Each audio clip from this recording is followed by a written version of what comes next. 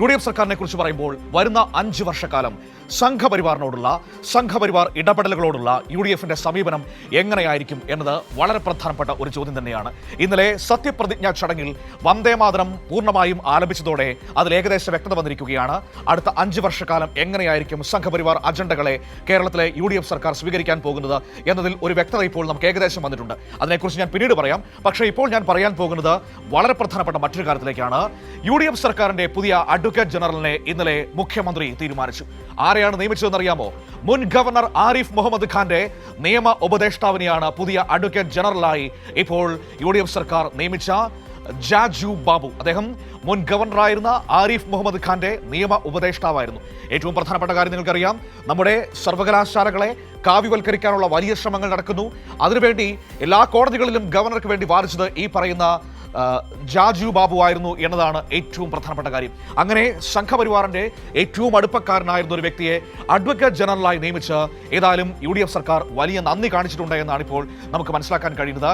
എന്താണ് സംഭവിച്ചതെന്ന് നമുക്ക് പരിശോധിക്കാം. വിവരങ്ങളുമായി ഉമേഷ് കൊച്ചിയിൽ നിന്ന് നമ്മളോടൊപ്പം ചേരുകയാണ്.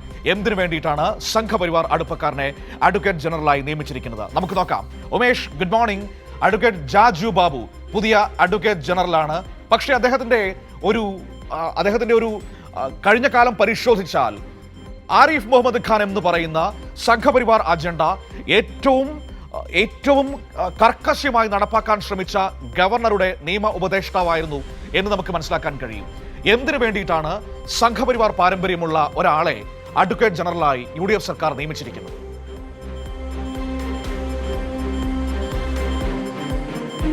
ഗുഡ് മോർണിംഗ് മനു ഇപ്പോൾ ചോദിച്ചത് തന്നെയാണ് വലിയ ചോദ്യമായി ഇപ്പോഴും നമുക്ക് മുൻപിലുള്ളത്. എന്തിന് അഡ്വക്കേറ്റ് ജാജു ബാബുവിനെ അഡ്വക്കേറ്റ് ജനറലായി നിയമിച്ചു, അല്ലെങ്കിൽ ജാജു ബാബുവിനെ തന്നെ എന്തിന് സെലക്ട് ചെയ്തു എന്നുള്ളതാണ് ഏറ്റവും പ്രധാനപ്പെട്ട ചോദ്യം.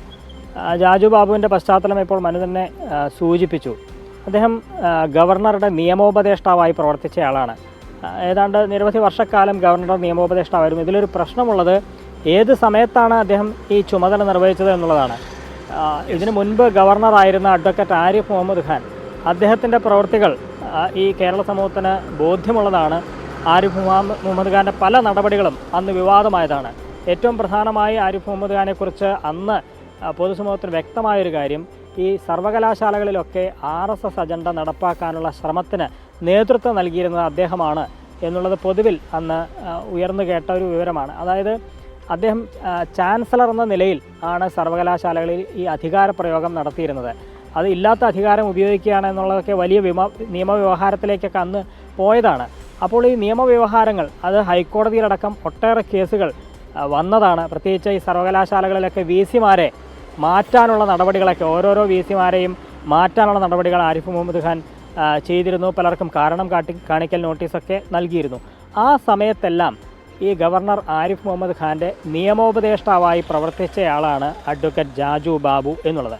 അതായത് ഈ കാവ്യവൽക്കരണം, സർവകലാശാലയിൽ കാവ്യവൽക്കരണം ശക്തമാകുന്നു എന്ന ആക്ഷേപം നിലനിൽക്കെ അക്കാലത്തെല്ലാം ഗവർണറുടെ നിയമോപദേശകനായി പ്രവർത്തിച്ചിരുന്ന ആളെയാണ്, അഡ്വക്കേറ്റ് ജാജു ബാബുവിനാണ് ഇപ്പോൾ UDF സർക്കാർ അഡ്വക്കേറ്റ് ജനറലായി നിയമിച്ചത് എന്നുള്ളതാണ് ഒരു പുതിയ വിവരമായി പുറത്തു വരുന്നത്. ഇന്നലെ തന്നെ അദ്ദേഹം ഈ പുതിയ മന്ത്രിസഭായോഗത്തിൻ്റെ ആദ്യ തീരുമാനങ്ങളിലൊന്നായി മുഖ്യമന്ത്രി VD സതീശൻ പറഞ്ഞതാണ് അഡ്വക്കേറ്റ് ജാജു ബാബുവിനെ അഡ്വക്കേറ്റ് ജനറലായി നിയമിക്കുന്നു എന്നുള്ളത്. അപ്പോഴാണ് ഈ അഡ്വക്കേറ്റ് ജാജു ബാബുവിൻ്റെ പശ്ചാത്തലം പരിശോധിക്കുമ്പോഴാണ് ഈ വിവരങ്ങളൊക്കെ പുറത്തു വരുന്നത്.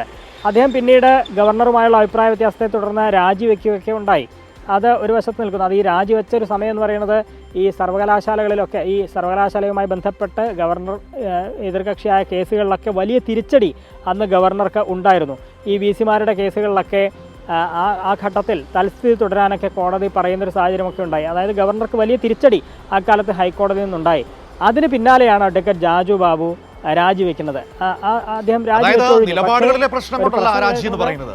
അതായത് ഉമേഷ് മനസ്സിലാക്കേണ്ട ഒരു കാര്യം, ഇന്നലെ ഈ വിഷയം ഉയർന്നു വന്നപ്പോൾ തന്നെ കോൺഗ്രസ് സൈബർ ഹാൻഡിലുകൾ അതിനെ കൈകാര്യം ചെയ്തത്, അതായത് ഈ ജാജു ബാബു ഗവർണറുമായുള്ള അഭിപ്രായ ഭിന്നതകളെ തുടർന്ന് അവിടുന്ന് രാജിവെച്ചിറങ്ങിപ്പോന്നയാളാണ് എന്ന് പറഞ്ഞുകൊണ്ട് ധീരമായ രീതിയിൽ അവതരിപ്പിക്കാനാണ് ശ്രമിച്ചത്. എന്നാൽ വസ്തുത അതല്ല. ഈ കേസുകളിൽ തോറ്റപ്പോഴാണ് ഗവർണർ അദ്ദേഹത്തെ മാറ്റിയത്. അതല്ലാതെ ഏതെങ്കിലും നിലപാടുകളിലെ അഭിപ്രായ ഭിന്നതകളുടെ പേരിലല്ല.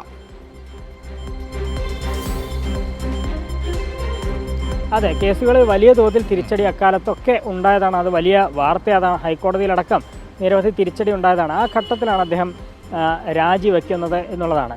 ഇത് മാത്രമല്ല, മറ്റൊന്നുകൂടിയുണ്ട്. ഈ അഡ്വക്കേറ്റ് ജാജു ബാബുവിൻ്റെ ഭാര്യ ഈ അഡ്വക്കേറ്റ് MU വിജയലക്ഷ്മിയാണ് ഈ സർവകലാശാലകളിൽ ഗവർണറുടെ ചാൻസലർ എന്ന നിലയിൽ ഗവർണറുടെ സ്റ്റാൻഡിംഗ് കൗൺസിലായി പ്രവർത്തിച്ചത് എന്നുള്ളതാണ്. അപ്പോൾ സർവകലാശാലകളുടെ ഗവർണറുടെ സ്റ്റാൻഡിംഗ് കൗൺസിലായി അഡ്വക്കേറ്റ് ജാജു ബാബുവിൻ്റെ ഭാര്യയും ഗവർണറുടെ നിയമോപദേഷ്ടാവായി അഡ്വക്കേറ്റ് ജാജു ബാബുവും, ഈ രണ്ടുപേരും അങ്ങനെയാണ് കഴിഞ്ഞ കാലങ്ങളിൽ പ്രവർത്തിച്ചത് എന്നുള്ളതാണ്. അങ്ങനെ ഒരാളെ എന്തുകൊണ്ട് ഈ സർക്കാരിൻ്റെ നിയമോപദേശകനായി, അതായത് ഏറ്റവും സർക്കാരിൻ്റെ ഒന്നാമത്തെ വക്കീൽ എന്നുള്ളതാണ് അറിയപ്പെടുന്നത്, അങ്ങനെ സർക്കാരിൻ്റെ നിയമോപദേശകനായി അഡ്വക്കേറ്റ് ജനറലായി എന്തുകൊണ്ട് ഇങ്ങനെ പശ്ചാത്തലമുള്ള ഒരാളെ നിയമിച്ചു എന്നുള്ളത് തന്നെയാണ് ഏറ്റവും ദുരൂഹമായി ഉയരുന്ന ചോദ്യം. നേരത്തെ മനു വന്ദേമാതരത്തിൻ്റെ കാര്യമൊക്കെ സൂചിപ്പിച്ചു.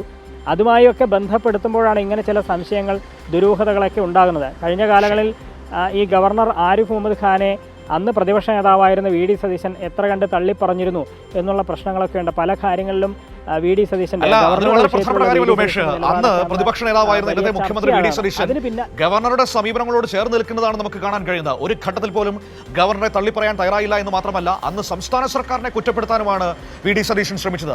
അങ്ങനെ നിൽക്കുന്നൊരു VD സതീശൻ മുഖ്യമന്ത്രിയായി എത്തുമ്പോൾ അന്ന് ഗവർണറുടെ അഭിഭാഷകനായിരുന്ന ഒരാൾ ഇന്ന് അഡ്വക്കേറ്റ് ജനറലായി വന്നാൽ അതിൽ എനിക്ക് അത്ഭുതമൊന്നും തോന്നുന്നില്ല.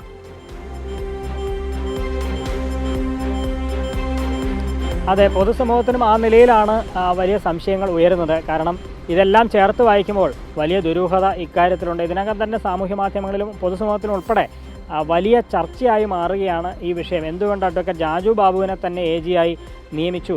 കഴിഞ്ഞ കാലങ്ങളിൽ ഉണ്ടായ കാവ്യവൽക്കരണം, ആ കാവ്യവൽക്കരണം നടത്താൻ ശ്രമിച്ച ഗവർണറുടെ നിയമോപദേഷ്ടാവായ ആളെ തന്നെ UDF മന്ത്രിസഭയ്ക്ക് അല്ലെങ്കിൽ മുഖ്യമന്ത്രിക്കടക്കം നിയമോപദേശം നൽകുന്ന ഒരാളായി എന്തിന് നിയമിച്ചു എന്നുള്ള ചോദ്യത്തിന് ഇനി ഉത്തരം നൽകേണ്ട ബാധ്യത മുഖ്യമന്ത്രിക്കും സർക്കാരിനും തന്നെയാണ്. അതുമായി ബന്ധപ്പെട്ട വിശദീകരണം ഉണ്ടാകും എന്ന് പ്രതീക്ഷിക്കാം. ഏതായാലും വലിയ ദുരൂഹമായി ആ ചോദ്യം അങ്ങനെ അവശേഷിക്കുന്നു. മനു, ശരി, യെസ്, ആ ചോദ്യം അവശേഷിക്കുകയാണ്. എന്തുകൊണ്ട് സംഘപരിവാർ പാരമ്പര്യമുള്ള ഒരാളെ അഡ്വക്കേറ്റ് ജനറലായി നിയമിച്ചു UDF സർക്കാർ? Okay, thank you Umesh.